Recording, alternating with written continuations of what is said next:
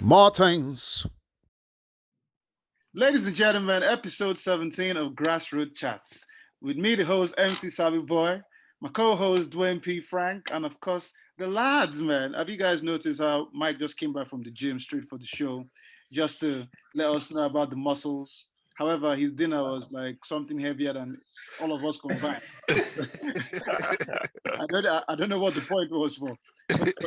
But ladies and gentlemen, I'll tell you what, and you guys, man, this is one of the beautiful things about football, especially the FA Cup, the magic of the FA Cup.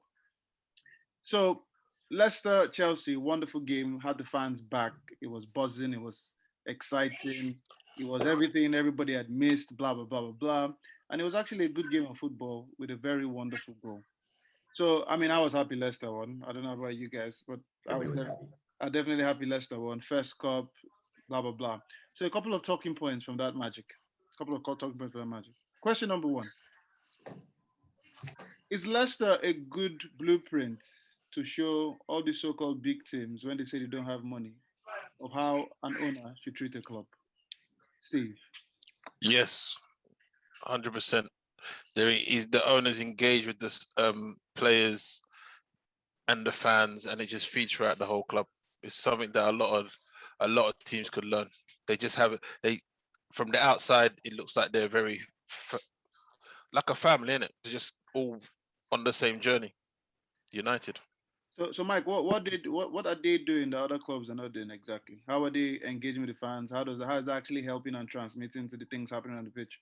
So when the owner cares about the club, yeah, he cares about not only growing the infrastructure, blah blah blah, money and that stuff, but he actually cares about the results on the pitch.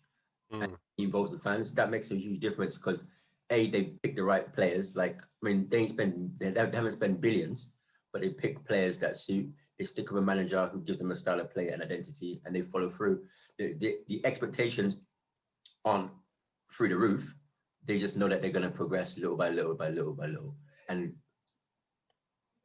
that's the bottom line, really. So, yeah, for me, it's how all clubs should do, whether they win the FA Cup or not. That's really the blueprint. I wish Arsenal did that a bit more. Then we'd probably win something. But hey. So, well, you mentioned Arsenal doing that.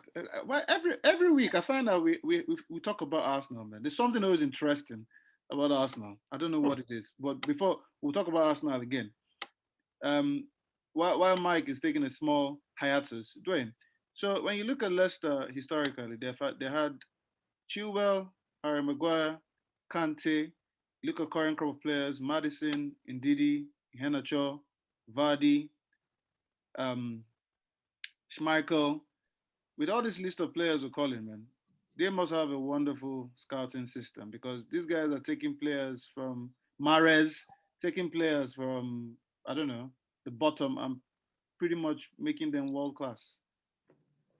And they're making a profit when they sell them as well. Yep, they do. So with Dwayne, I'm asking, if these guys are doing it and they're not even considered one of the biggest clubs in England, why aren't the big clubs doing it? Because they're all about names. They're all about names. Leicester City, they have no issue taking a gamble and digging these people from obscurity. Can't remember where Mahrez came from. I know it was French League, I think. League Two. It was like £475,000. I know that because Aston Villa asked for him and he chose Leicester. Punk, right? So it's one of them things where at the end of the day, right, they're gonna be able to do this, and I love their consistency. I love their fluidity.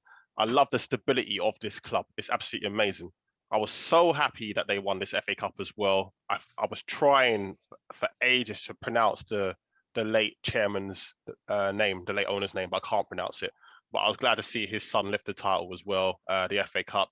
What I want to see, because there's got to be pressure now, innit? You know, it looks like they're going to finish top 4. There's going to be pressure on Leicester to see if they can remain in that sort of area, that sort of top 6 sort of thing. Because I agree with Nusu, I agree 100% with Thanos as well. The family attitude that they have, the linkage with the players, they have, I don't know if you've seen Leicester Fan TV, for example, not Leicester Fan TV, Leicester TV.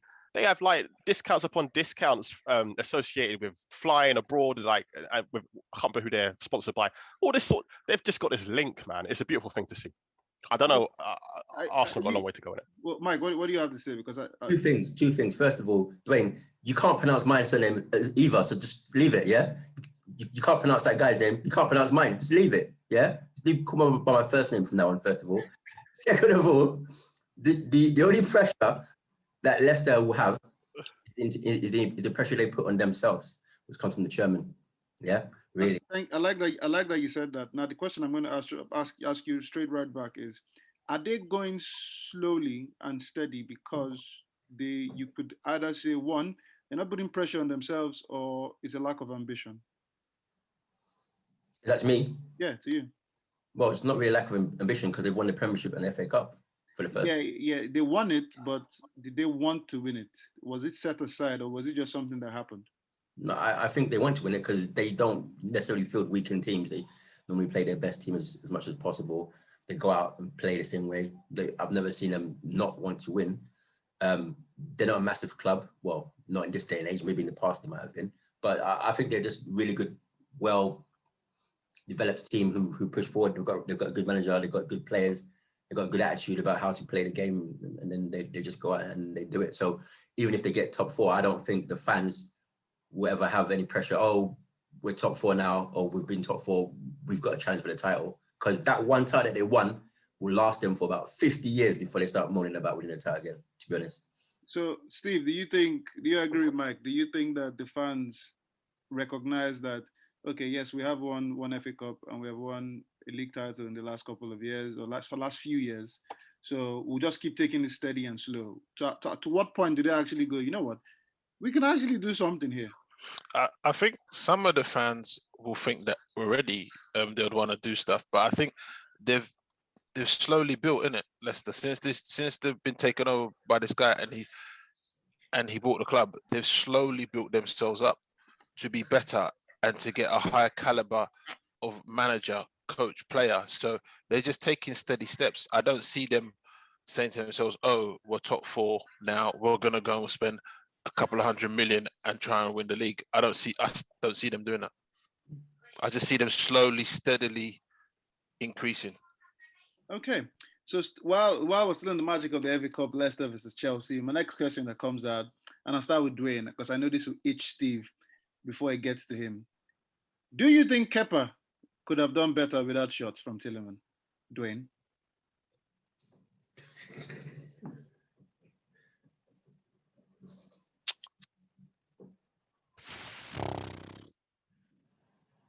Eight times out of 10, Kepa saves it. Okay, so this was one of the two that he wasn't going to save it. The first one. What first one? What are you saying? We're talking about Tielemans had a couple of shots. I'm talking about the goal. I'm talking about the goal. I'm talking about the goal itself. I think Kepa could have got near it.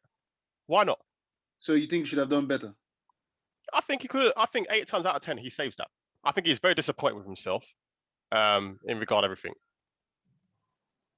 Mike, what do you think? Nah, that was a cracker, mate. Strikers Union, that was a cracker. But bottom line is, the guy set himself, he hit early doors. Kepa was still, I don't know, picking his nose or something. Boom, before he knows it, ball flies past him. Simples.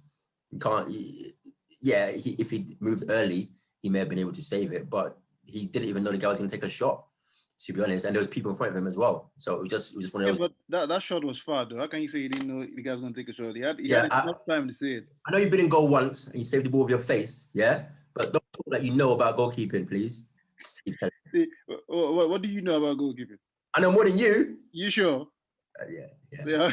Okay. It's just the fact that you have been in goal more just means that you're crap outfield, so you have to play in the post. But before we continue, Steve, what do you think? After my performance on Saturday, I shouldn't really talk much about goalkeeping, but Kepa should have done better. Right. Kepa's problem with that shot is not that he didn't see it early enough, it's that his dive didn't have no lift. He dived across, he didn't go up. When he didn't get, there was no spring. Yeah, but he don't know where the ball's gonna go. The ball could swerve. But the thing is, if you look at when the goal goes in, his hand is underneath the ball. So it's not that he didn't see it early enough. He just didn't have no spring in his jump. So he didn't go up towards the goal. He went across it. So he was underneath the ball. He just didn't have spring. He saw it early enough. He dived, but to me, his dive didn't have any lift in it, and that's what beat him. I mean, sometimes keepers save it and it still goes in. Yeah, no, but the thing is, that's when your hand should be strong enough. But the fact that his hand's underneath the ball when it passes him, to me, says that he could have got there, but he just didn't have a lift. He went sideways instead of going up. That's Yeah, but don't they say when the goalkeepers dive, so if they want to get an extra lift, they have to go with the other hand that way. Yeah, that's a stronger hand, because if you're going with the opposite hand, if it hits, it's stronger because you stretched over that way. But hold on, the way Steve talks is if nobody should ever score a goal because no, I'm not saying that. I'm not saying that. Scores, keeper can always do better. No. There's sometimes the keeper can do better. There's sometimes the keeper can't do nothing about it. But in that instance, right, I just think Kepa's problem is that he didn't have no lift in his jump. If you look at his jump, it's pretty flat. He doesn't. It's going towards the top corner. Yeah, the ball's going in the top corner. And if you look at his jump, he's going across the goal. And Kepa's not to say he's not got agility. He has. I think if we ask Shay Given on BT Sports, he'd say that goal was unstoppable. But keep it right. Which takes me to my next question.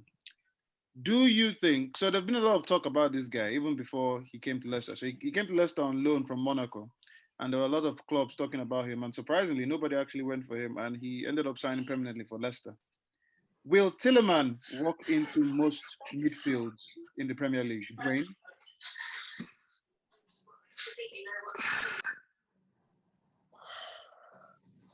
I'm trying to think more about the so-called top six.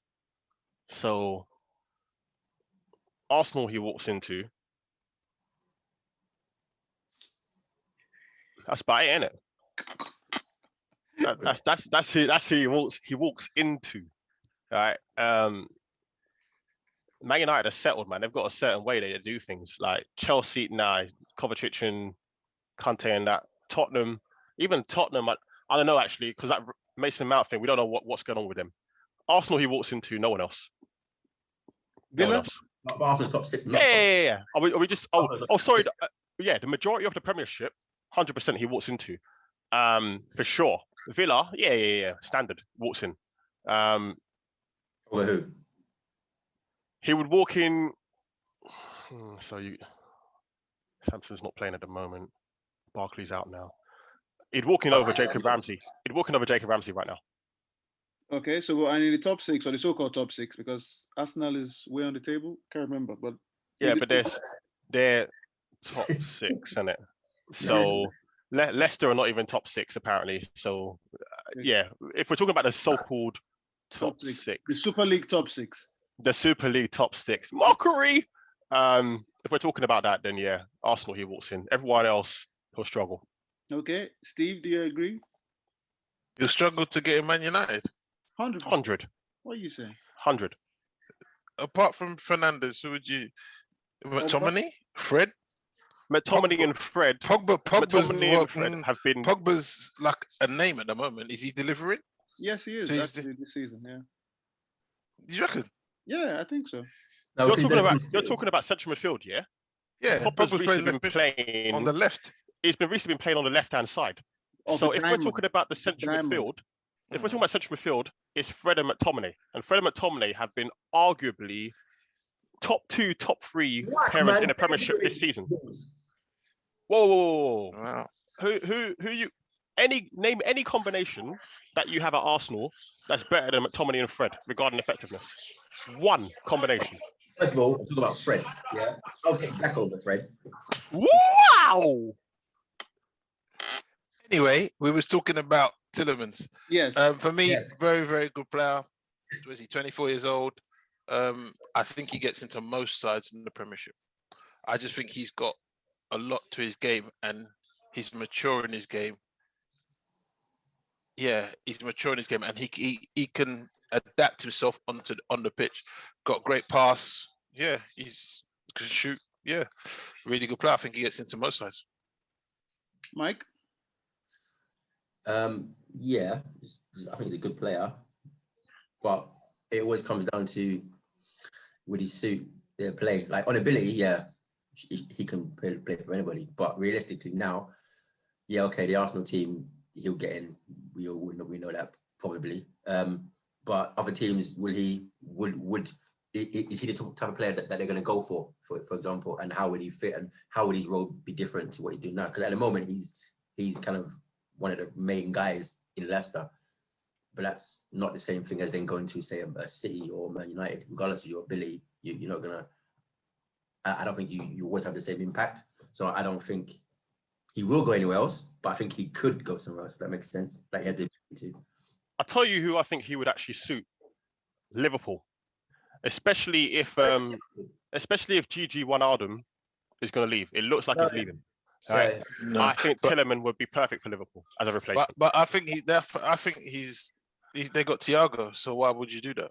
Yeah, but Thiago. Because he's not. Gini and Thiago, they've not played together, have they? Hardly. But the thing is, Gini Ronaldo's more. He's more energy in it. He runs around more. Tielemans and Thiago are more nip passes and dictate the game. So I wouldn't compare him to Ronaldo. I'll compare him more to Thiago.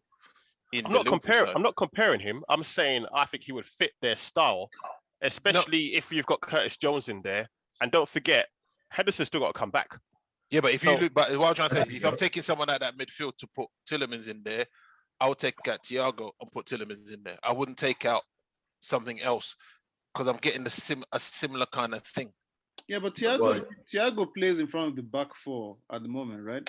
So would you put Tielemans that deep? No. I wouldn't, but I think Thiago plays in front of the back four, given the midfield that Liverpool have at the moment. He don't play in front of the back four, does he? He can do. He can. Fabinho's job, man. He can sit that deep, but I think they've had a lot of disruption in their midfield this season. Yeah, I think Thiago kind of like, if Liverpool's fit, full side, and say Wijnaldum's gone, then it will be like Fabinho, Henderson, and Thiago. And Thiago wouldn't be sitting; he'll have a free role. He might come and get the ball deep, but he'll have a free role to do what he wants all around the midfield. For me, and that's how I think Liverpool set up if they're fully fit. Well, Tielemans actually plays. So in the Belgium side, he plays with the Brom, the Bruyne, however you want to pronounce it, and he seems to be like constantly starting now, which actually makes me wonder how they actually pair both of them in the same team. So I think he can probably fit into most teams if he continues to improve and all that story. The next question though, is Brendan man like Brendan Rodgers? Is he now an elite manager? Please. And Brendan, can you put some respect on Brendan's name now? Would you actually see, Brendan should be put as top 10 managers right now in the world. Do you disagree? Top 10 in the world? Yes. Who are you asking though? I'm asking Dwayne. Boy, I was hoping you'd come to me afterwards. I was trying to count for managers, man. And this is the way I'm looking at it. So when I say top managers in the world, you have to look at consistency and improvement over the years. So you have to look at, this is a man that came from coaching Chelsea under what team or whatever, went to Swansea. So when he was in Swansea, people were talking about how Swansea was playing tiki-taka and all that. But in my head, I was like, he's not doing anything new, because that's what Roberto Martinez used to do with them when they were in Swansea. But then he kind of, nurtured and made it a bit faster. He did that, got to Liverpool, finished second, almost won the league, but that didn't happen. And then the next season, he brought Suarez to the league. That Suarez-Sturridge combination was just amazing to watch at the time, even with me that doesn't like Liverpool. So, and then that happened for some time. Then he lost his job at Liverpool, went to Celtic, and clearly showed everybody that he was way too much for that league, just using Celtic to wipe Rangers all over the ground and all that. And then he left Celtic, even being very successful, and came to Leicester. And he has pretty much had good seasons, Leicester. Leicester is a force. Because after Leicester won the league, they were thereabouts. But when Brendan came back, they're actually dead in your face. And now he has given them their first FA Cup. So if you want to compare him, especially looking at resources, money, the clubs he has managed, things he has done, he clearly has to be one of the top managers right now in the world. So back to you, Dwayne. What do you think? Do you know what? This is an interesting one because if we're talking about improvement, then yeah, you got to put him up there. In regards to consistency as to what is produced with the clubs that he's produced as well. All right. You're gonna laugh, yeah, but then I'm gonna say it anyway. Whenever you say that, I already know I'm gonna laugh. Go ahead. Right.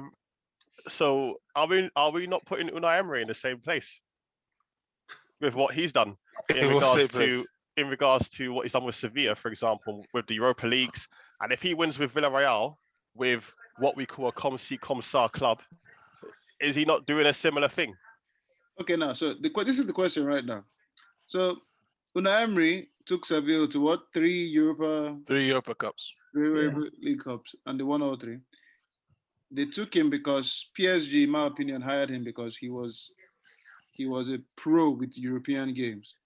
PSG knew that the French league was in the bag, but they wanted somebody that could give them a European Cup. He went there.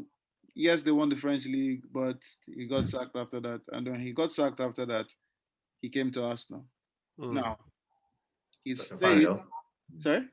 Got to a final, but got to a final, lost to Chelsea, and then he's pretty much looked at as the man that was almost draining the life out of Arsenal. Oh, the players are not happy, they were not playing well, yada, yada, yada. Now he has gone back to Villarreal, and Villarreal is in the final. Good comparisons, one slump, no doubt, but the top 10 list is long though. So you can add Unai Emery. I don't know. For me, if we're talking about improvement, I think Rodgers has to be in there. Because if we look at, Klopp and Guardiola and them lot, they've been at the top for a few years. So if we're talking about improvement, then yeah, Rodgers has to be top 10.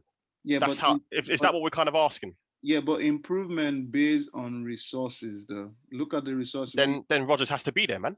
Okay. Regarding resources. Okay. And Steve, what do you think? I wouldn't top 10, Okay. I'll tell you what. No. He's definitely someone that's improved everywhere he goes. He seems to arrive at a club and improve that club and improve their position using the resources he has. So he's definitely, he's a good coach. Okay, so this is what I don't understand. When I say top 10, you people top 10. I didn't say that. Okay, so first of all, Mike, do you agree in the top 10? Yes or no for now? Yeah. Okay, please mention the other 9. Klopp, Pep, Everton Geezer, Conte. Are we counting people who are actually still currently managing now, or don't have teams? Some players managing now. Yeah, managing now. So we can't be Allegri then because he's not managing anybody. Is he? I don't think he is. No. Ajax guy. Bielsa's in there as well, to be honest. Top 10, Bielsa. For the way he gets his team playing, you're not talking about results, right? Are you? Only because you're talking about results, it's a different thing. Okay, this is the criteria. That's a top coach. This guy's got no resources and he's making Leeds play like Barcelona. I don't know. Playing football. I don't know. Good point. No resources. Less than Leicester, by the way. Good point. So we're all in agreement that Rodgers. Gerard's in there now as well, and he's unbeaten, won the treble, top boy manager. Stevie G. So we're in agreement that Brendan Rodgers is top 10 manager. Now. Yeah, thereabouts, yeah. Let's talk about the ifs and the maybes. If my man decides he wants to leave Leicester, which top team do you think he should walk into right now? If you were, okay, let me start slow. If you were Tottenham, would you want Brendan Rodgers to take over your team, Steve? Yes. Okay, and if you were Brendan Rodgers, would you leave Leicester for Tottenham right now?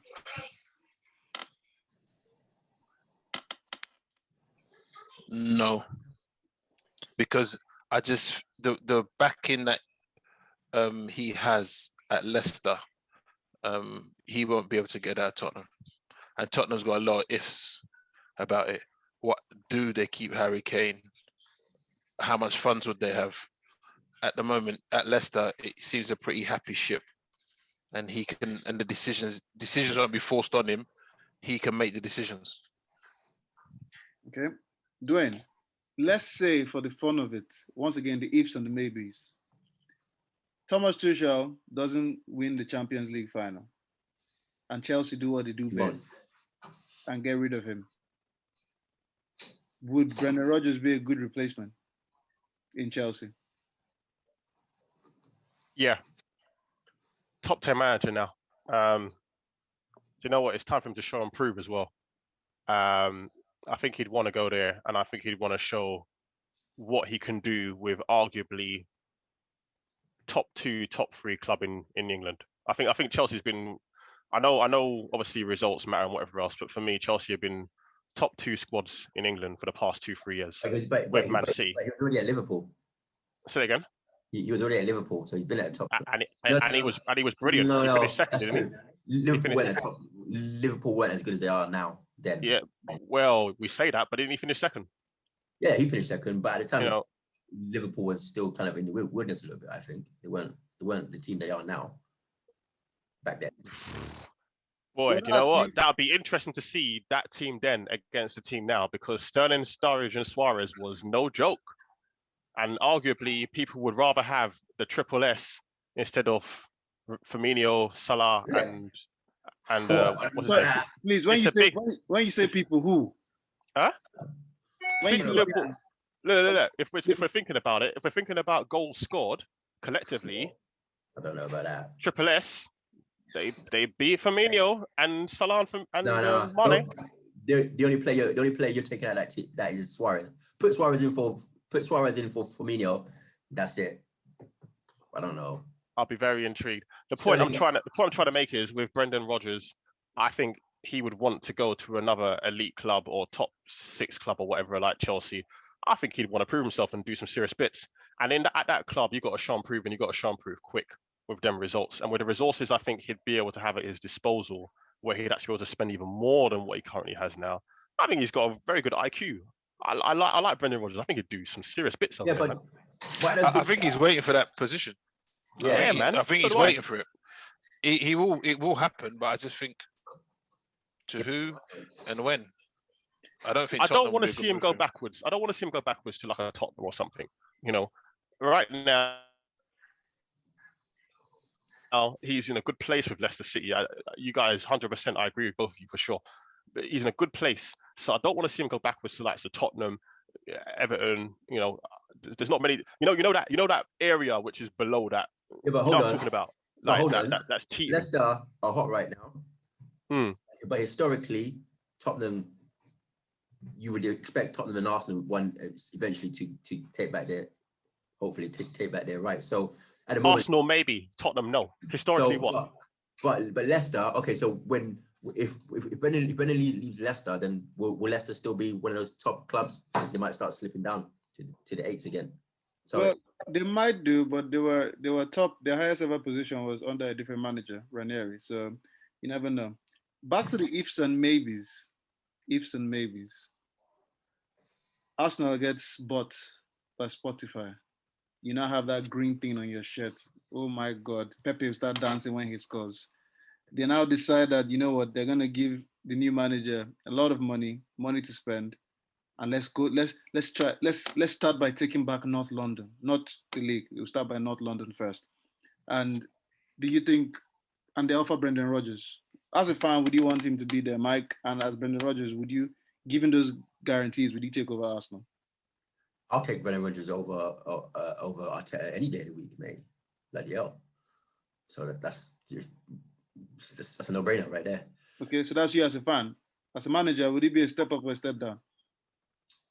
It's a step down in terms of league position at the moment.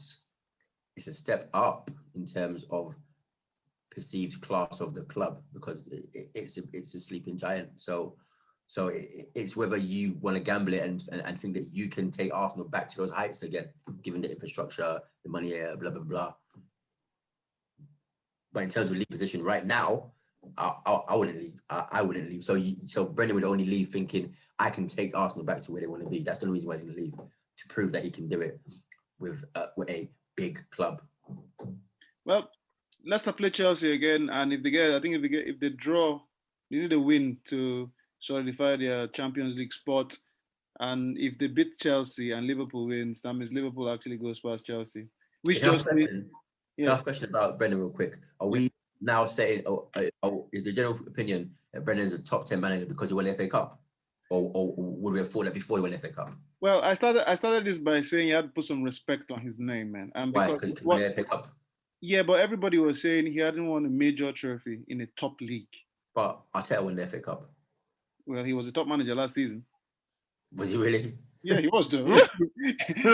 he was a coach and he went to manager.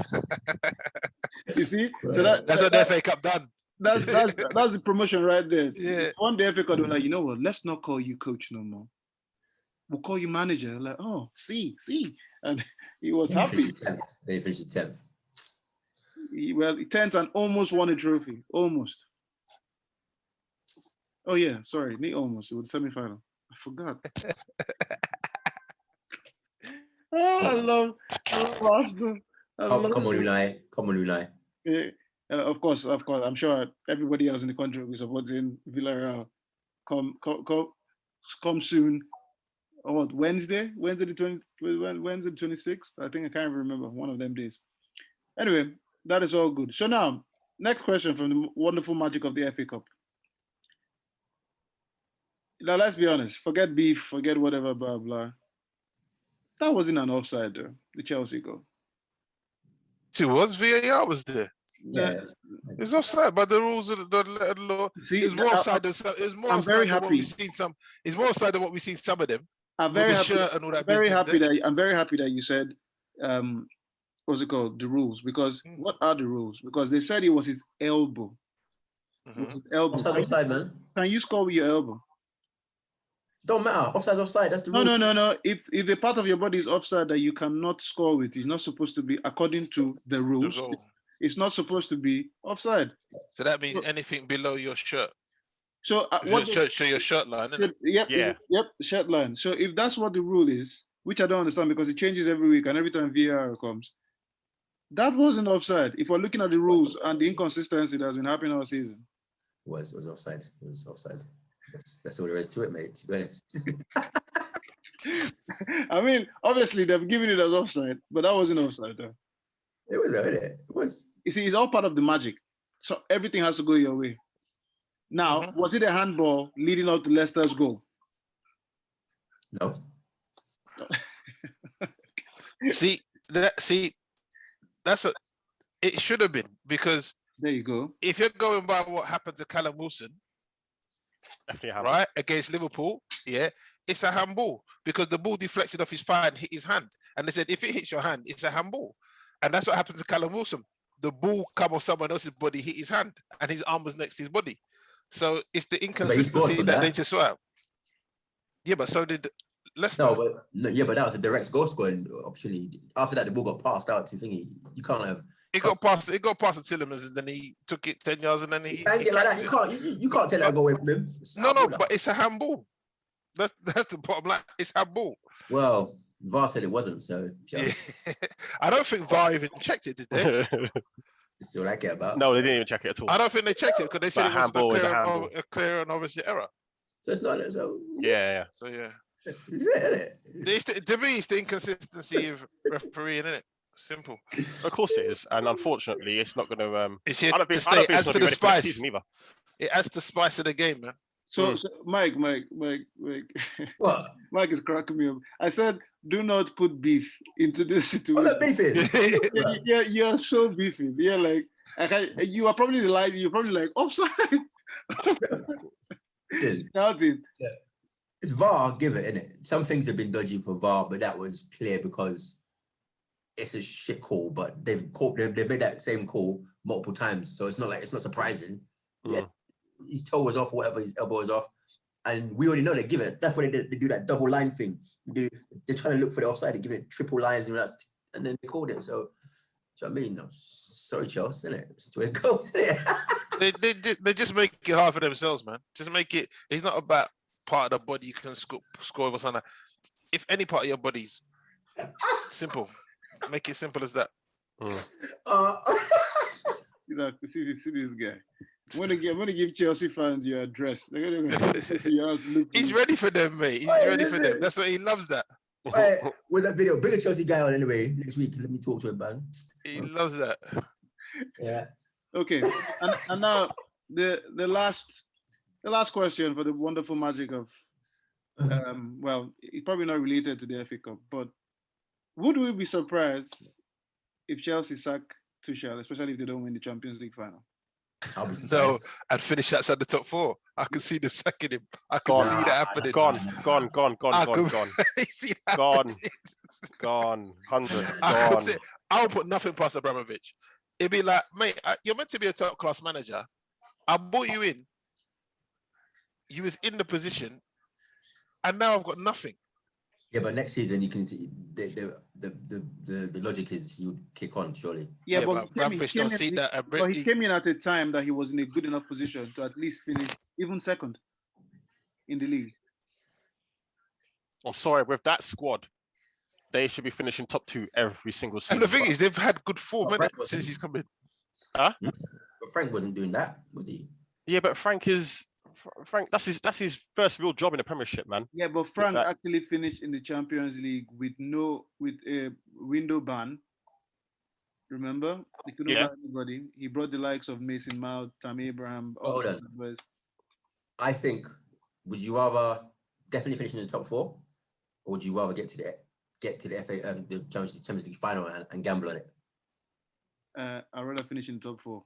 Yeah, I don't want to get to Champions League final and lose. No, but you don't think you're gonna lose, though, do you? The thing is how Abramovich would look at it. He'll be looking like Tuchel's gone to 2 Champions League finals back to back, lost both of them. I've now dropped out the top 4. Is he taking can he take the club forward? He might say, boy, let me get someone else in, because really and truly, Abramovich will go for anyone. Wait. So, let me just confirm, guys. Let me just confirm what you're saying. You'd rather the safety of a top 4, so you finish 4th. You'd rather finish 4th in the league, guaranteed, than roll the dice of getting to a final and maybe winning that. No. I'm not saying that. I'm answering. The question was, do I think he could get sacked at the end of the season if he doesn't finish top 4? Well, my question is, would you rather have a guaranteed top 4 finish, as in finish 4th, by the way? Yeah. You rather gamble it all and Champions League final? Gamble it all to do what? To get to the Champions League final? Yeah, so basically, if you had a choice at the start of the season to be in the final or to guarantee or get 4th and done, what would you take? Okay, now is this question based on me being Chelsea? 4th. It depends on the club. Is this this question? Are you asking me if I was Chelsea or any other club? Who's? Doesn't matter which club it is about. It does. It does. Okay, Chelsea then. Chelsea, I'll gamble in the final. Okay, but if you were Man U, you wouldn't gamble in the final. Nope, I'll take 4th. Present form, I'll take 4th. Over Champions League final. First of all, this question that you're asking me now, bear in mind that this question you're asking me now, they would have asked you at the beginning of the season. One game to no. They would have asked you in the beginning of the season. Yes or no? They would have asked you. Okay. Yeah. So, and the Man United at the beginning of the season, I would have finished 4th. Because make no mistake, because in the beginning of the season, nobody thought Man United to finish 2nd. But can I ask a question? What's the last question? What is the point of finishing 4th to be in the Champions League that you could have won if you'd been in the final? The whole point of being in the. But the problem is, you said guaranteed was 4th. You said the other one was just in the final. You didn't say guarantee win it. You said No, guarantee fourth. Obviously, you guarantee win it, but if you get into the final, you've got 50% chance of winning it. Surely. Yeah, but it's still not a guarantee. Well, and the other 50% is you losing, you not finishing in the top 4, and you not going to the Champions League, and you losing money. I was just about to say that. It's about that stability, and it's about that money at the end of the day. So the thing is, as a fan, one season. I'd take the final. I'd take a final over finishing guaranteed 4. Okay, would you take a final with Arsenal? Yeah. Okay. Instead of guaranteed 4th? Yeah. All day long. I'll take a final any day of the week because you got 50% chance of winning it. That's the whole point of playing. The whole point of competition is to win it. But then if you finish 4th, you have a 100% chance of trying to win it. Because next year. It's still 100%. 100% is still better than 50. But I'm in the final. I don't want to be in the final again. That's what I was about to say. Do you have that mindset because Arsenal have not won the European Cup before? No. Is that why you have that? My mindset is about the reason why we're playing the competition in the first place, which surely is to win it. Money aside, obviously. First things first. There's no point. But first things first. First things first. Your mentality as Arsenal is not to win the Champions League. Let's just get that. Why are you going there for? Why are you trying to start them thing there for? I'm just saying. You don't need to start them kind of thing there. You don't need to start them kind of thing there. It's all right, Steve. We'll set it on Saturday. Dear. Bring a stool. Bring a bench on Saturday. All right. Well, I'll be sitting on it then. Bring a pillow. Well, see that we always have to talk about Arsenal every week because there's always something wonderful happening. But this time, we're not actually going to take the place or, the end of an era has come. Which kind of era? Be fairer. Yes, the kind of era for a particular wonderful defender has come. The era of one man, a great defender that has played all his life in the city of London when he was in England, putting on the blue jersey and then putting on the red. Now the question is, or the few questions, I always like to ask questions about this guy. On a scale of 1 to 10, rate David Luiz's career. Mike. His whole career? Yep. As a player, as a defender. Not as a defender, as a player, I'd say. But he's a defender though. Is he though? I don't know. But I'd say he's had a much better than average. He's had a good career, very good career. How many titles has he won? Good question. He's won PSG. He's won Chelsea. He's won a couple of He's titles. won Benfica. He's won a Champions League, so he's had as a player, he's had a stellar career. Obviously, that drumming in the World Cup by Germany probably is a bit of a stain on his career, but But he's had a stellar career at Chelsea and other places, not Arsenal per se. But yeah, he's been a very good player. Would the game miss him, Dwayne? No, it won't. It won't miss him at all. That question that you asked about how would you rate him for his career, I'll give him 9 out of 10. I think it's that high. He's won everything. His signing on fees have been absolutely brilliant. He's been very smart, or his agent's been very smart as well. Would the game miss him? No. Do Arsenal even miss him now? Actually, yeah, they do. They miss his leadership skills, but that's about it. That's all they miss as far as he's concerned. Nah, man, the game won't miss him at all. I don't know. Is he retiring? Well, what's he doing? What has he said that he's done now? Or? Well, he's leaving Arsenal come the end of the season, so he'll probably go back to South America, or I don't know. You never know. He might get a contract somewhere in Europe. We were trying to keep him, but I think he decided not to. Looking further afield, can probably get a better contract somewhere else. Exactly. For his age, he might do. But so, Steve, are you saying David Luiz one day will not make it into the Hall of Fame? Depends on which club you're talking about. Nah, you can't make it. Depends on which club you're talking at. He's had No, a obviously they'll look at he's it as had a a good collective. career. They'll look at it as a collective. He's had a good career, and if you look at, to me, Luiz has always looked better when he's playing as part of a three at the back, not as a flat back four. He's one of the best. He's got an amazing pass on him for a defender. Can shoot. He's a real character. I do think that his character will be lost in the game. Okay, but is he going to get into anybody's Premier League dream team of all time? Is he going to get into anybody? He's not going to get in the likes of video. Of all time, he won't. No, he won't get there. He's not. Is he a legend anywhere? Even at Chelsea? No, he's a quality player. Yeah, no, he's a quality player, but he's not. Yeah, he's not a legend. That's not the same. Yeah, he's not. But he is loved at Chelsea. Even now, I think he's loved wherever he goes because of the way he engages with people off the pitch. He makes himself part of the club, from what I've heard, and he'll check up on women's players, young players, injured players. You know, so he's a character. Would he even get into Chelsea? If you're a Chelsea fan, would he even get into your all-star team above what the Terrys, the Desai's, and that lot? He's not even going to get. No, he won't. He won't. No. And then he's definitely a fan's favorite, though. Yeah, sure. That's it. But that's kind He of might do. I mean, if we just mention the fact that he has won stuff, he probably might do over Desai and all them boys. You never know. He might do. Well, this is what I'm saying. If we're talking about his whole career, you got to give him 9 out of 10. The guy's done serious bits, man. Weirdo, man. His career is facts. You can't. It's not subjective, is it? It's like it's on paper. You can Google it. You see what he's won. That's facts. So you guys, so what you guys are saying is that Dwayne said he's a 9 over 10, but then he won't be missed. Steve doesn't think he'll make it to the Hall of Fame. I mean, he's only 34. Yeah, if anything, it'll be PSG Hall of Fame.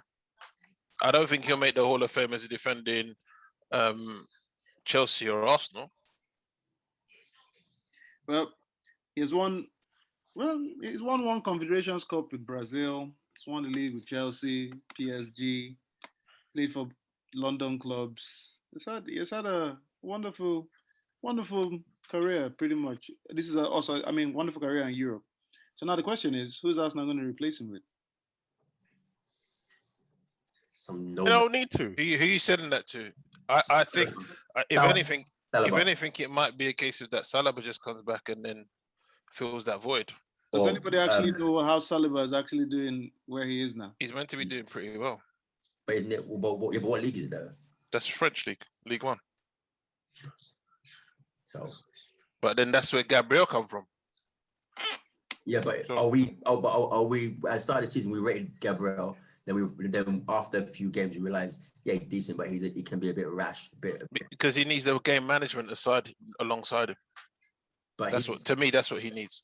So, but he's a lot further ahead in his development than Saliba. Saliba's still, making videos with his mates. So there are certain Wolves defenders that I'm surprised people don't talk about even buying. Connor Cody. Yeah, and this is me even looking, since we're talking about David Luiz and who might possibly replace him. So the two defenders pretty much the Wolves backline. So you have Dendoncker. I'm surprised nobody actually wants to go for him. You have they don't always work out though. You have Saiz. Look at the Doherty for Tottenham. That didn't work out. Yeah, but then the problem I think with Wolves is that because they play with the back three and then the two wing backs just bomb forward. Like Cody is well documented that he can't play in a back four. It's very difficult for him. He prefers to play as a back three. I don't know why. Every time Wolves tries to play back four, they're all over the place. And he's supposed to be like the top number one, the leader. I mean, he's a wonderful defender. I'm just surprised that people actually don't go for them. What's that guy at Southampton? I can't remember his name now. The centre back? Is he the tall one? Yeah. Can't remember his name now. I can't remember his name, but he's a bit slow, isn't he? He started the season really well, and then he was caught out a couple of times. And people started talking about, if he's going to struggle, blah, blah, blah, blah. He too is good. But you only struggle against pace when you're left exposed by your midfield or here on the counter. Not really. I mean, over the years, you've had John Terry was never known for pace. Exactly. But he was protected. They were a tight unit. Sami Hupia. You know. But the thing is, yes, we're losing Luiz. But as you said, you're getting Saliba. So in terms of numbers, are we know? We don't know that for sure. What do you mean? He's only on a loan. Yeah, but he can get loaned out again. We've had that Spanish geezer for like 3 seasons now. Yeah, but if they do that, then they have to get someone in. But to me with Saliba, they have to make a decision. It's either they in the summer they play him in the side and he's part of the squad, or they sell him. I think we're because at the end of the day, that's a £30 million player. Yes, he was a Unai Emery signing, but they need to make a decision on the player. Unless Murray's the leader, who's the leader at the back then? Because you need a leader, and they ain't holding. Well, the Southampton defender we're talking about is Vestergaard. That's the dude. That is him. Well, David Luiz leaves Arsenal at the end of the season. We'll miss him. I will personally. I mean, he all those own goals he gives away. He was part of the wonderful entertainment. Yeah, I'm moving on to a very wonderful. I mean, it was very annoying to see, but it was actually a very wonderful, touching moment. Alisson scoring the header. Go to this team, man. Alisson scoring the header for Liverpool last minute. Okay. Now, my question is, Dwayne, I'm sure that was very bad defending, though. I mean, I mean, it was a good goal, good header. But what was the wonderful team that you hate so much, West Brom, doing? How can you just give? I mean, did they assume that this guy can't use his head or is a goalkeeper? What do you think, Dwayne? Who gives a damn? I can't stand scum Brom. They deserved it. 95th minute. They were already down anyway. This shouldn't even be in a damn Premiership. Go suck eggs in it. Right? I can't stand that team. So for me, Alisson, I almost ordered your shirt just for that. Just to go to Bromwich and say, you know what? Remember this guy. It's because you didn't order it because it wasn't the goal that sent him down, was it? It wasn't the goal that sent him down. If it was, you would have done it. I'll tell you what. Thank you for your woeful defending. Thank you for your bleak services. Because weren't they just basically overwhelmed? Because whatever happens, they've got extra man. Because you can't mark everybody. No, they weren't. They weren't though. When he came forward, somebody dropped back. Someone had a free. So he was just left unmarked. I don't know if it was Bartley. I don't know who it was, but someone. Yeah, you're right. You're right. Bartley? Someone was not marking. They were doing like some zonal thing. But still, it wasn't an easy header though. It's not like he just walked into nodded it. It was a top class header. It was an outstanding header. The header was ridiculous. I was like, "Hoi!" Well, I even today, I still woke up this morning. I was like, "What just happened last night?" I can't tell you how many times I've seen this goal replayed over and over and over. This goal's everywhere. Sky, it's a good goal. It's everywhere. Yeah, it's a good goal. But yeah, it should have been better defending. 100%. If someone's on him, then this never happens. Could the West Brom keeper have done better? No. No chance. No chance. That one he could have done. He didn't spring. He didn't go gadget boots on, so he didn't spring to the left, did it, Steve? He couldn't do it. Ah, dear. Some people. So the Premier League comes to an end next weekend. Yes. Yep, next weekend. No, this weekend actually. Yeah, this weekend. Yeah, this weekend. So what's going to happen is that for our last show, we have 2 more shows for this season. So of course, next week and of course after the Champions League. But for next week, see, I'm giving you guys like some ample time. You're going to pick your best 11 of the season. Best 11 of the season, whatever formation you want to do, you as the manager, and just for Man City team. Just for the fun of it, you have 5 subs as well. That's long. That's actual work, man. Of course, man. I need you to put. It's not about. I need to renegotiate my contract because at the moment, it's not worth my time to be honest. But yeah, okay, cool. Yeah, I'll do that. It's fine. I'm very happy that it might be. What's that on your hand? The tattoo? Yeah, tattoo. You haven't seen it before. I have. I'm just asking for your fans might want to know. I ain't got no fans. I'm talking about.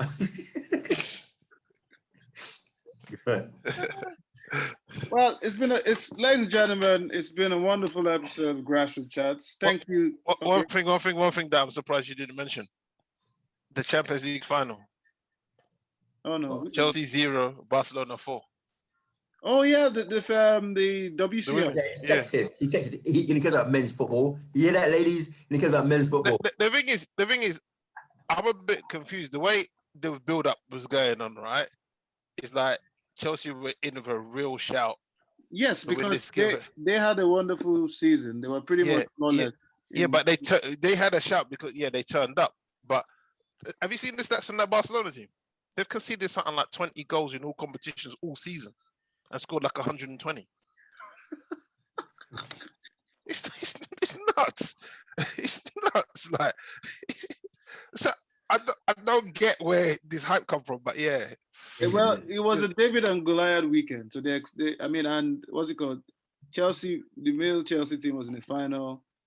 They thought the stars were aligned, man. The stars were aligned. Possibly. The stars were aligned. They needed something to give them. Yeah. But 4-0 though, it wasn't too bad considering the fact that Barcelona have been scoring goals for fun. Yeah, but that was after 30 minutes though. Now that you mentioned that, so you have Barcelona, Real Madrid, Atletico Madrid. Oh. And then Barcelona loses at home to Celta Vigo. Is this the end of Messi? Is Messi going to wave goodbye to that team? Go where? City? Well, PSG for a season. Indeed, actually. To try and see that if they can win the Champions League. So anyway, ladies and gentlemen, before we will let you go now, and so you can let us go. And episode 18 will be coming out next week. Till then, where the lads will tell you their team of the season. Can't wait to see Dwayne's team. Probably have McTaggart on the left. It's not a joke. I can't wait to see it. Steve might have Cedric on the lights. You never know, man. You never know. It'll be fun. Anyway, there's an Arsenal side player in there. Tierney. No. He's better than him at left back. Keep this argument for next week. Anyway, ladies and gentlemen, it's goodbye from me and my host, Dwayne P. And of course, goodbye from the lads, Thanos and Muscle Guy Mike. And that looks like a chicken wing. Okay. I'm still working on it, man. Oh, dear.